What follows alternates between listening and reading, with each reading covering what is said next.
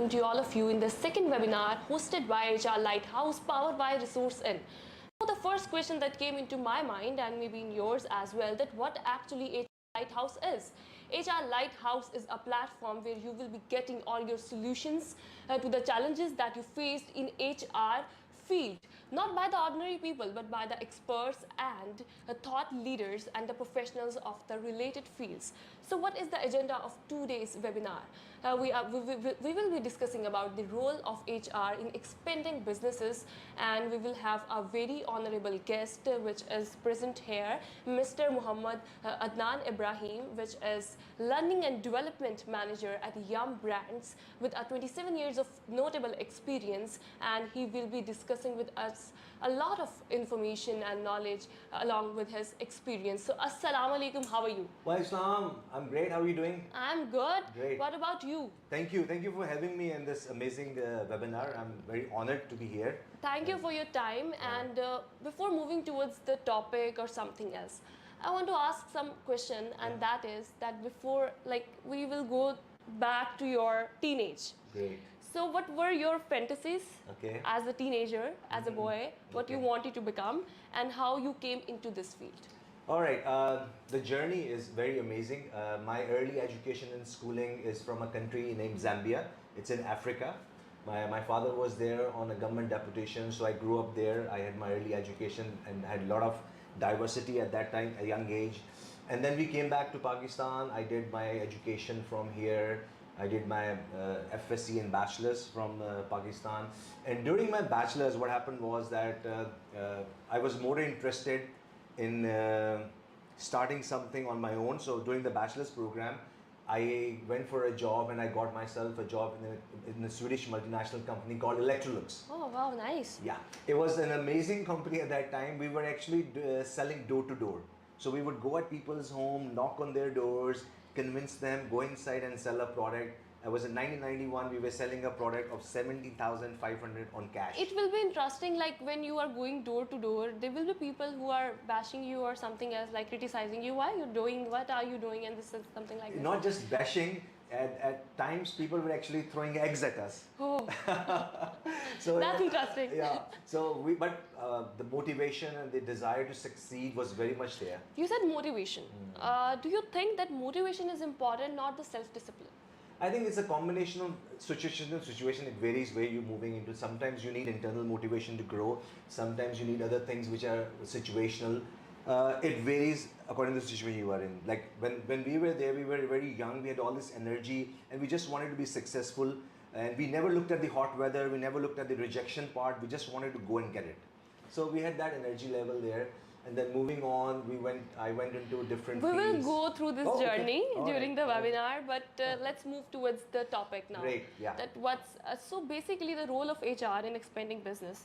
First thing I want to ask, that what are those HR strategies that you prioritize in any organization? Okay, HR is becoming a very hot field these days, and recent survey has said that now about almost 82% of the people around globally have actually accepted that without HR, it's very difficult for an organization to grow. No doubt, it is. So this is now becoming a sort of a need for every organizations to be looking into it. We'll be discussing two very important strategies which are very important for business expansion here. One, I will be talking about learning and development, which adds a lot of value because at the end of the day, your people are the most important asset that you have in the organization.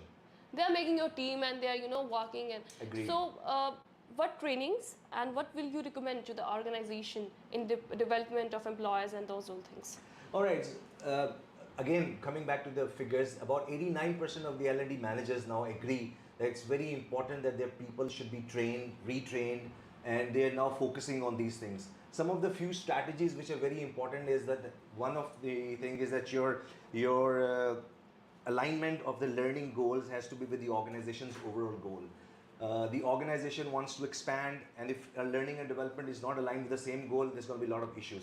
So the alignment has to be there. We have to make sure our all goals are aligned with the organization's mission and values, whichever they are. How our organization can align this? Like, is there any indicators, parameters, or any suggestions you want to give to them? Yeah, it depends. You see, if my organization has an rapid expansion plan of making sure that they want to open X number of stores in Pakistan. So what we'll do is we'll make sure that for those X number of stores, we have the right manpower and we have the right people for the right job. So we'll probably be looking at having a sort of a training academy to make sure people are trained, retrained, and they get this thing done, and they're always prepared for the new open and new stores. We can always place them, and we don't have any issues from that point of view. The new concept which is coming in these days is the reskilling of your employees also. It's very important to make sure that we reskill our employees, and a lot of organizations are actually focusing on having the old employees learn the new skills or uphill their skills, because that's need of the hour, and organizations have to do that. You have to tell that which trainings are more fruitful, and do you have any trainings in your mind that was more fruitful when you were working in an organization and you conduct those trainings and something else? All right, there actually, you see, there's a number of types of training, mostly categorized as hard skills and soft skills. Now the soft skill part has more towards the converted into power skills. So there are some competencies which are listed across globally, which are the most important competencies. And the organization, whoever have listed down the competency needs, they then focus on making sure these power skills are given to their employees, and they categorize them according to the need of that particular organization. Let me just give you an example. For example, if in my organization, it's very important that the competency of customer services is indulged and is added to every employee. So the organization would focus on making sure that the customer service skill is given to all the employees from top to bottom. And that's where the focus lies. And if we do not do that, ultimately what happens is, because the customer is the most important thing for us, the customer will not come to our organization. So keeping in mind, that's something which is very important. Any success story you will share with us after the training or something else, like you train some employees and the effect on them, like you talked about the scale. So not all employees are same, every employee is a different person. So yeah. Any practical success story that you want to share? Okay, keeping in mind again, KFC Pakistan, one of the fastest growing companies exactly, in Pakistan. No We have a full-fledged KFC training academy in which we make sure all our employees are basically focused on training it all the time. Because for us, it's very important to have the right talent for the right job. And if we do not do that in a market like Pakistan, and we keep on expanding, but we don't have the people who are coming in, we're going to be having a lot of trouble. So we have this training academy, and we are focused on having programs ongoing almost every week, in which we're taking our junior staff, the middle management and the senior management to go through certain modules which are related to leadership skills, customer services, emotional intelligence, and you name it. So all these things, which are again part of the competencies, are actually added there, and they're taken care of. And another very important thing that we're doing is also mentoring. We have this leadership team who is comprises of all the expertise people in our organization. Exactly. Now these leadership team people who have these skills and this qualification, we connect our managers with these people, so they are able to get the mentoring, and they're able to share the success stories, they're able to share the knowledge with them, and that's how we start developing our people as well, because mentoring is very important. Exactly. Coaching and mentoring is also a very important part of LNM. So that's where it all gets connected. So there are a lot of different tools that we're working on. These are some of the tools that I'm sharing with you. There is another question, like you talked about the leadership. So what do you think, what actually leadership is? All right, for me, you see, leadership is a very huge subject. If we can talk on this days and days and days. Exactly. For me, I would just define leadership as something which is, a leader is a person who creates more leaders. Exactly. Yeah. So that's beautiful, basically, beautifully defined. That's why we need to be focused on creating more leaders. And one of the best part about my organization is we are always creating more leaders, and that's what we do. We make sure that we have people who are developed, who are trained, who have these qualities to become tomorrow's leader. So basically, what about the feedback? Like you are doing trainings, mentorship, leadership programs. Do you think the feedback loop do a good job for this? And one thing that I learned about 360 feedback, 360-degree feedback. Sorry. Absolutely. So what is this term, and how you work for it? Okay, 360-degree feedback is a sort of a process in which we make sure that we have a feedback from everyone in the organization, not just in the organization, but from people from the external part of the organization, which are your customers. So everyone is basically responsible for giving us a feedback about a particular person or particular product, in which we try to go to the peers, the colleagues, the seniors, the juniors, and the customers. Yes. All the stakeholders are basically part of that, and they are giving us a feedback. And in that particular feedback, we are able to pinpoint what are those weak areas where we need to focus and where we need to come up with. Okay, nice. So let's not move to the other session of this topic. I would like to ask you, is there any awkward moment in your life that you still remember? All right, the worst awkward moment in my life was when I was probably 12 years old. I had this passion of playing with little cars, and I was playing in the afternoon with my younger sister on top of of our house. There was a second floor, Okay. and in craze for those car, I was going to grab one of the little car, and I fell down. Oh, And I fell down from the second floor all the way to the ground it's not floor. awkward. It's very were you Yeah. safe or something like? Yeah, I'm lucky to be sitting here and talking to all the people. So that was something which was very very dangerous at the same time, but it creates a passion for me because I still have that passion for the cars. I can see that. Like you, when you are talking about cars, you have that energy. Yeah. You got that energy. So I've still not run away from that, but that was something which was that's a turnaround in life. I really suffered. The only thing I suffered was my ankle was broken. Alhamdulillah. Basically, I was asking about it before when you said I am sitting here and. So you were talking about leadership. We were talking about the skills. What do you think that skills in yourself, or maybe you see in another person who is competent for a specific job? When we talk about talent, when we talk about the personality, so what do you think? Okay. A very interesting fact, first of all, we need to understand is that in a recent survey by LinkedIn, it has been stated that since 2017, 25% skills have been changed. And this figure is going to be doubled by 2027. Fantastic. So imagine if the skill percentage is changing so quickly and we don't cope up with that, then a lot of people will be in this industry or in this country or globally are going to be unemployed. So the upskilling and reskilling process is very important, and if we do not look into that, what are those new skills that we have to learn and what are the old skills we have to get away from? If we don't do that right away, we'll be lagging and we'll be very, very, very backward. And fast moving organizations cannot deny the fact that reskilling of employees is something which is their most important priority, and they need to focus on those things.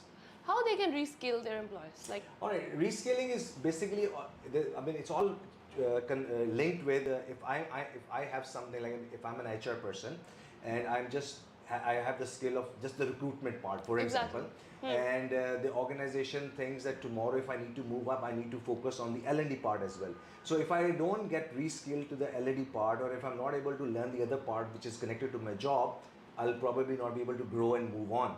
The other reskilling is very important. Like for example, if I'm an HR person and I've always been doing things manually, I've been doing paperwork, and now we have this IT, and now we have this AI and all that stuff. And if I'm unable to work on this softwares, I need to get myself reskills. Otherwise, I'm going to be obsoleted. exactly, because you become old and Yeah, the skills yeah. are new. That's one thing that I want to ask. This is very interesting. Like an ordinary person who is not from HR wants to know that what should be the hiring process and who is the right person for the right job. All right, this is recruitment and selection is again a very big field. I'll try to cover it up in some of the little parts that we have.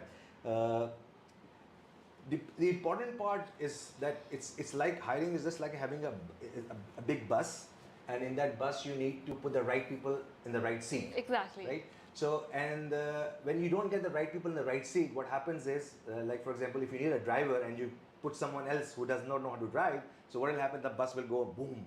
So we have to understand getting the right people in the right position is something which is very important. So recruitment is a process in which we have job descriptions, and then we have the right people applying for those, and then there's a shortlisting process. We have a big challenge in Pakistan, reason being because we're unable to find skilled people, Exactly. skill set people but people are now moving in, the young generation is moving in. It's always very challenging to find the right people for the right job, but then the training part moves in. If you compromise on some of the things, you'll be able to train those people, and then you'll be able to make them grow. As I said, recruitment is a challenging process. And in these days, for example, there are a lot of different tools that we can use. We can have university Emotion fairs. We intelligence. can go and get people from Exactly. there. We have platforms like LinkedIn who help us get the right people. So the things have become easier, and with AI coming in, the shortlisting process is even amazing. There are some organizations now they're using total AI for shortlisting and stuff like How that. much AI is creating easiness for HR related problems? Okay, now there's a lot of controversy on this. Some of the HR people would agree with me that AI has actually made their life very easy. But at the same time, the sad part about AI is that sometimes you get to lose the right people during the AI process, because the person who's being interviewed or the person is online getting all that AI shortlisting, you sometimes lose the people, because like for example when COVID was here, we were doing a lot of video interviews. Now during the video interviews, there were few people who were very actually good in the physical interview, but they were unable to convince or express themselves over the videos. Virtual. So now what actually. happens is that does not mean the candidate is not the right candidate. The candidate is the right candidate, but he or she is unable to express herself or himself on that video call. But see, you will probably get rejected. Yes, because of exactly, that. because So sometimes you're not always good for everything. for basically. everything. Yeah. But now AI has actually helped a lot of organizations. Shortlisting process, the time has been reduced, so you can actually get the right people very quickly. Again, I would say it's a contradictory sort of a stuff. It helps, yes, it does. It gets the right people. We don't know yet. So there's a lot of improvement coming in. It's coming in, and Yeah. a lot of differences and a lot of controversies are coming to Yes. within this. As like other factors or other elements that you will suggest in HR strategies for talent hunting or something else. All right. As I said that it's a long thing that we have to look into it. Some things which are very important when you are looking for people. One of the important things is the compensation package. What compensation package and benefits the organizations offer. This is a choice that the clients or the candidates have to make. The other important thing is the flexibility of work. These days, because of the COVID and everything, there's a lot of flexibility requirement. Yes. That I have the flexibility of work from wherever I want. So people are also looking for this option. So organizations which offer flexibility are going to attract more people into the organization. The other is that a lot of young generation people are now more worried that the work that they're doing, what is the challenges and the impact of the work that they're actually applying for. So if I am applying for a job and I'm not clear about the purpose of the job, probably I would not be able to connect myself with the organization. But if I find that this organization is putting a lot of positive impact, probably that connects with what I want to do, I would definitely go for that particular organization. Do you think that enhancing job descriptions help to find the right person for the right job? Yes and no. Again, I would say, you see, job descriptions are very, very theoretical part. And a lot of time when you apply for a job, you're unable to classify or characterize that what are the tasks that are required and how those tasks are connected to you.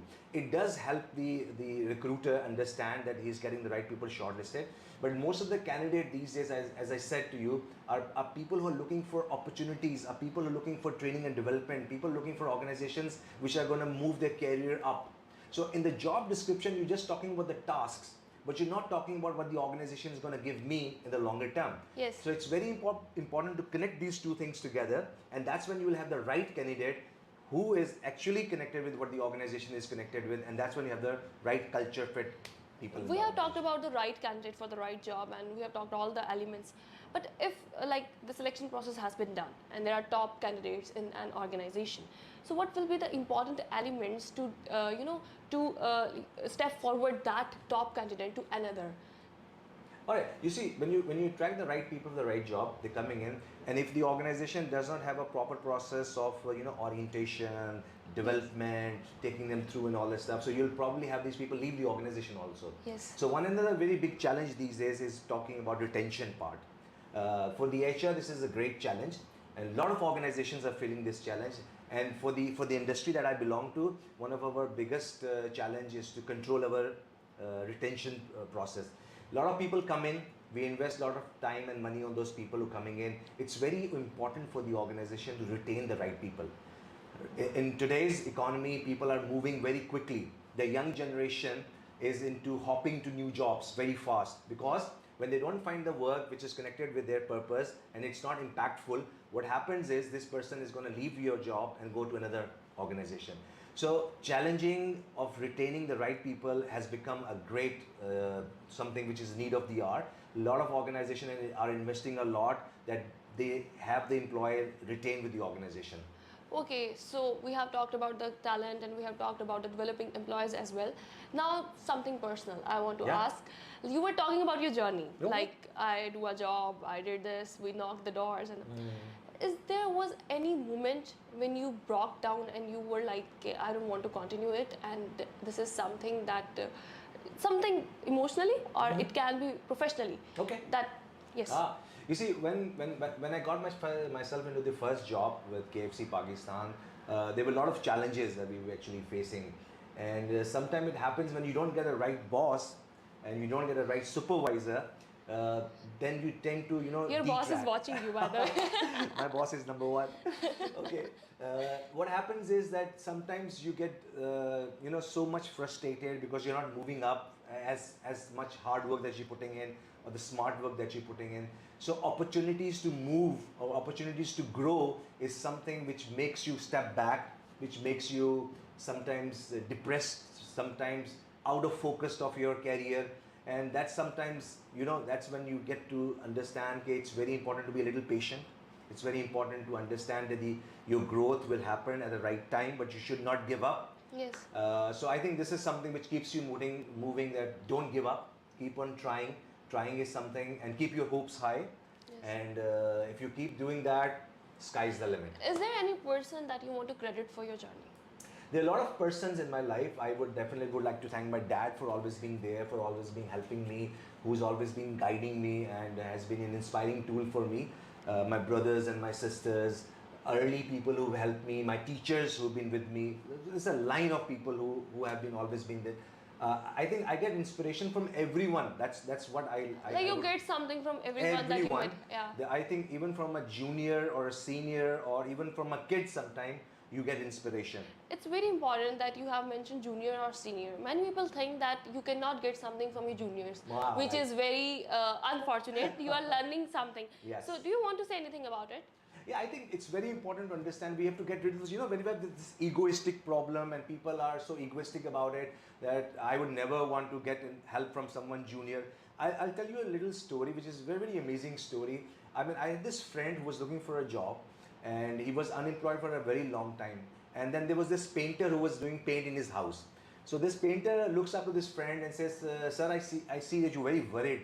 What is it that is bothering you? So he looks up the painter, he said, hey, come on, why are you concerned? So anyway, just share with me So he said, I'm looking for a job and I can't get a job. So the painter asked the guy, okay, why don't you give me your resume? Yeah. And the guy said, hey, excuse me, painter guy, why should I give you a resume? Exactly. He says, just give me your resume to me and I'll try to get you a job. So it actually happened. You won't believe it. The painter was actually painting at someone's house who was a CEO at a company. Oh my God. And he forwarded the CV resume to this particular CEO and the guy got a job. Yeah, it happens. Sometimes you got opportunities from very unpredictable Yes. sources. So you don't need to, criticize some source Agreed. because you never know who You is never going know. to. Agreed. Exactly. We should always be prepared. We should have respect for all. It's very important. Everyone is equal and everyone needs respect. Now moving towards the other part, I would like to ask you that how we can ensure productivity and how we can promote it in any organization. Okay, again, productivity and this culture, this is basically, we talk about this proactive culture of the organization. Yes. Now, whenever we have this, we talk about culture, we've been speaking about this a lot. In my organization, the culture plays a very vital role because one of the most important things, as I said before, we have this LT team, the leadership team. The leadership team's openness is one of the most important things for the entire organization. They're always there for you. They're always there to listen to you. They're always there to guide for you. So we have this open door policy, which is something which is very important for an organization to actually grow. We have broken all the silos. We don't have any silos in the organization. Everyone can go and just talk to the bosses right away. And this creates a proactive culture in which productivity is enhanced. Because when you see your boss doing and leading from the front, you actually get so excited and motivated about doing what you have to do. I remember when I was in my early age, I had this Australian boss, David Rogers. Now this person was so amazing that whenever he was on the job, he was always doing everything by his own hands. I remember those days when he would stand in the queue, when we have long queues at KFC, and he would buy his own coffee. And that was an inspiration for us. If our boss can stand in the queue and do all this thing, then we should also stand in the queue. Yes. So this is how, leading from the front matters a lot. Practically, you are giving the example to your employers Yes. that you have to do. Like, what other elements? We will discuss that as well. And one thing that if the employers, not all employees are same. We already have talked about it. Introvert and don't want to talk with the boss and something else. Do you think there is anything that organization can do to bring all the employees at one stage?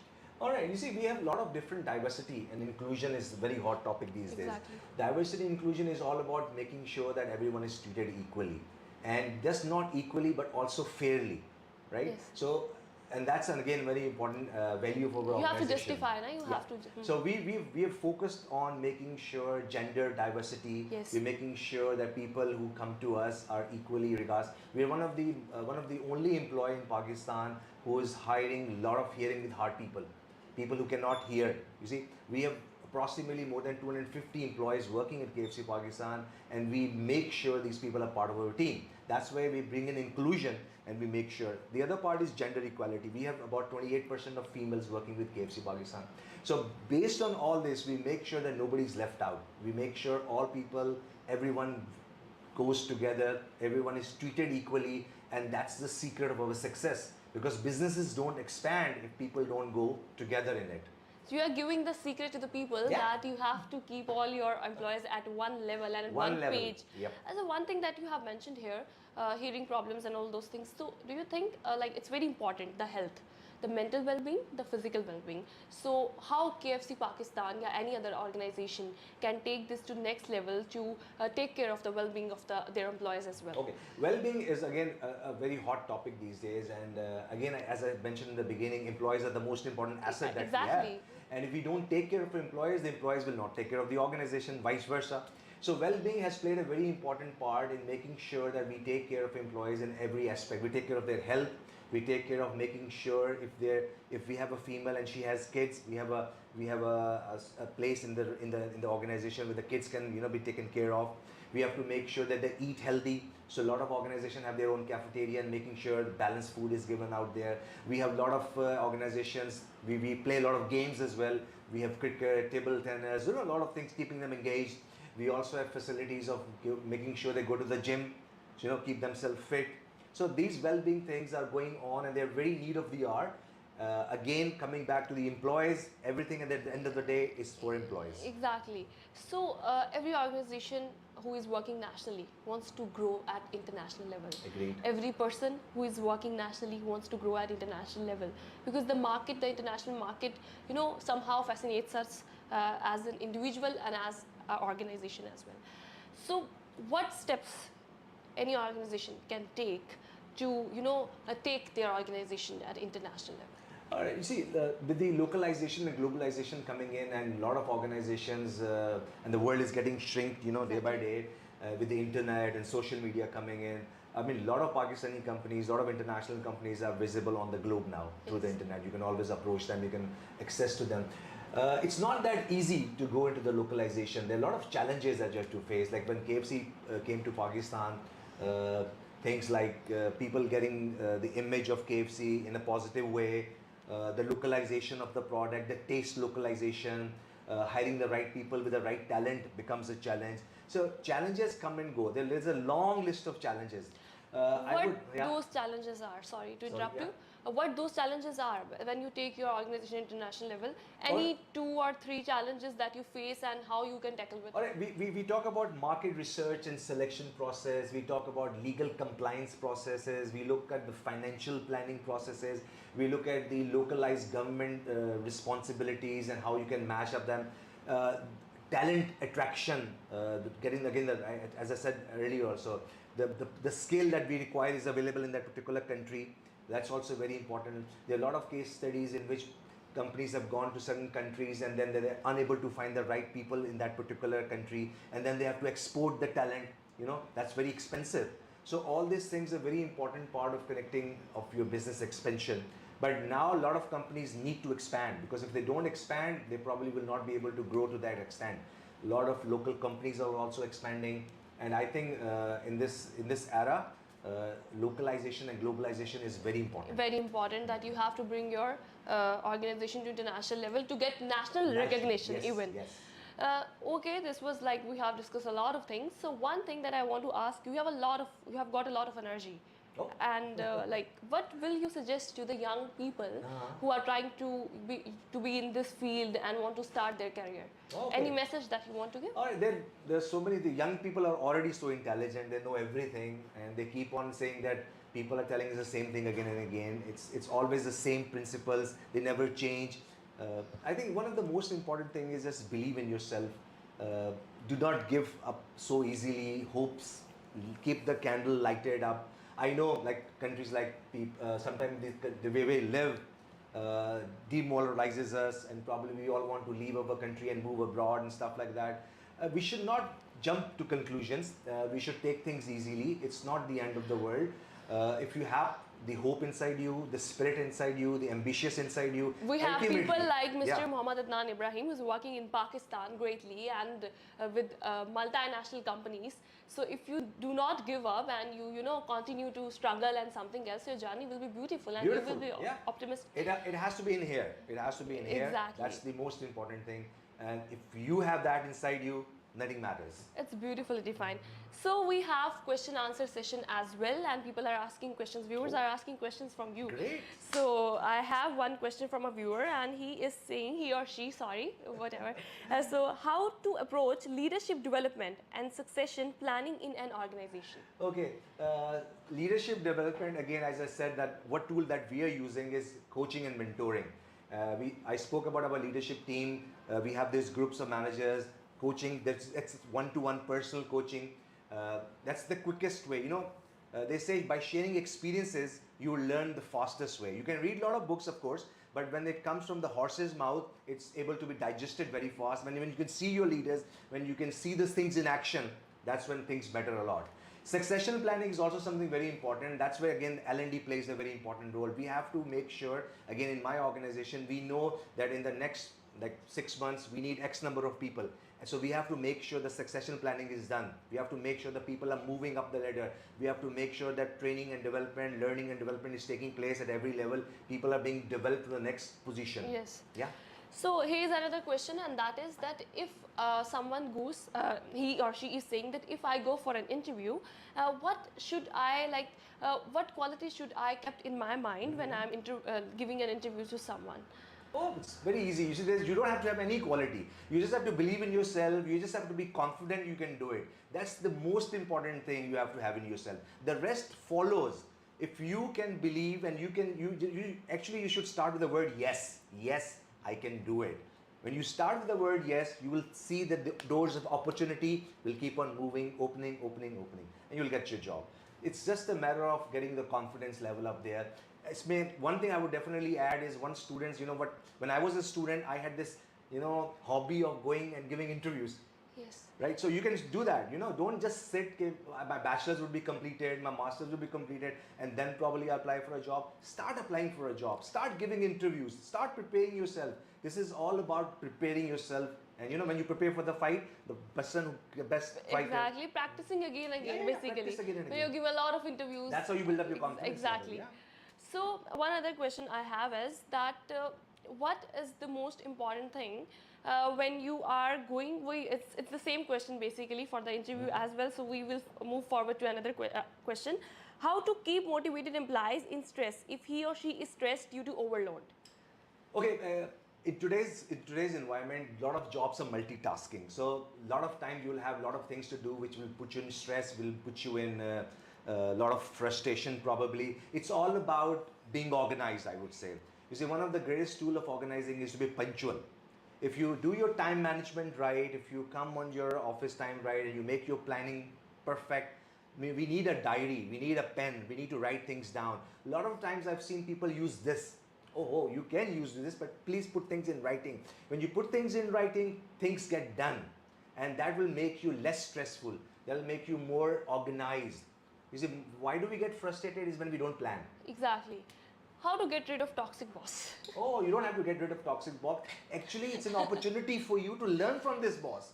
You see, again, look at the optimistic side. If you have all good bosses, you'll never know what a bad boss will look like. So the toxic box is actually there for you to learn. And the quicker you have a bad boss, the better you'll be able to learn and move on in your career. That's what I believe in, because I had a bad boss at the beginning. So we are done with the question answer sessions. I guess if you want to ask more questions, you can ask me. I'm waiting for 1 or 2 minutes. We can have chit chat with Mr. Muhammad Adnan Ibrahim. So anything you want to tell us, any success story you listen in your life that inspired you the most, and something else. There are a lot of different stories, but one story actually inspired me a lot. It's all about this guy who lives in Canada. His name was Ryan, and this guy was in class 5. And the guy actually was given a sort of, in his school, these people came in and they were talking about people in Africa don't have drinking water and they need a well, and the well would cost approximately $1,000. So this guy, this guy who's in class 5 gets so much connected with that story that he goes back home and asks for this $1,000 from his parents. The parents don't want to give him because they know there's a little kid, he'll probably sleep over it and forget it the next morning. But the guy was so much connected, he kept on insisting the next morning also, and the next day and the next day. Finally, his parents said, look, we can't give you so much money, you have to work for it. He said, okay, I'm ready to work for it. So he did a lot of odd jobs. He did the dishwashing, he did the vacuuming, and after a few months, he got this $1,000. And he goes with his mom to donate this $1,000. And then he actually realizes from their NGO that there was a misinterpretation of the figure. It wasn't $1,000, it was actually $2,500. So the guy says, no problem. He keeps the spirit there. He said, no problem. I'll work even harder. Yes. And I'll work even more to get the remaining amount. So he never gave up. He went back and worked even harder. And then it took him probably a year to collect this money. And then he came and gave it. And then this well was in Africa. So a guy living in Canada connects with someone in Ghana, in Africa. This is the spirit of doing something. Even if you're far away, if you have the desire to do something, nature will connect you. Nature will connect you. And one thing that I've learned from this story is, the first thing is that you should have some spirit and passion, and then you have to follow that with consistency. And believe in yourself. It's okay if $1,000, nothing. 25,000, okay, I will do that. Wow. So that's you need. So one thing that I have to tell the audience, it's very interesting and very beneficial for the audience as well, that resource.com/HR consultancy is giving you a free tool that is by Mr. Muhammad Adnan Ibrahim. You can get a lot of solutions, a lot of things there. You can tell something about it as well. Yeah, it's a basic toolkit that will help you guide you during the recruitment process. It's got some behavioral questions which are very important. What type of behavioral questions you would have to ask. So it's just a little something for all the audience that will probably guide them. As you know, this is a vast field and we can't cover up everything, but something is better than nothing at all. We are just to wind up our webinar, but here is some other questions from the audience. Oh, great. Many people are listening to you, and here is a question that, sir, I am HR manager at my company. It's a small setup. What things should I learn because I don't have anyone to guide me here?